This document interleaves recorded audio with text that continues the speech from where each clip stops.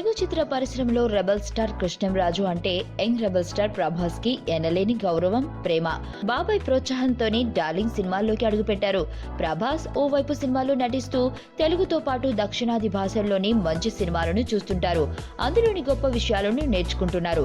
ఈ విషయంపై ఆయన రీసెంట్ గా ఇచ్చిన ఇంటర్వ్యూలో వెల్లడించారు. నేను మలయాళ సూపర్ స్టార్ మోహన్ లాల్, మమ్ముట్టి నటించిన చిత్రాలు చూస్తుంటాను. వారి నటన అద్భుతం. క్లిష్టమైన సున్నితమైన సన్నివేశాల్లో వారు పలికించే హావభావాలు నన్ను ఆశ్చర్యపరుస్తాయి. నేను అటువంటి సీన్స్ చేస్తున్నప్పుడు వారిని స్ఫూర్తిగా తీసుకుంటాను అని ప్రభాస్ చెప్పారు.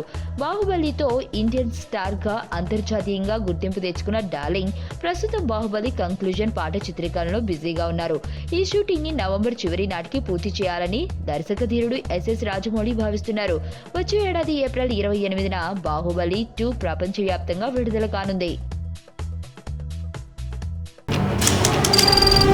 నీ స్నేహితుడు ఎవరో తెలిస్తే నీ క్యారెక్టర్ తెలుస్తుంది. నీ శత్రువు ఎవరో తెలిస్తే నీ కెపాసిటీ తెలుస్తుంది.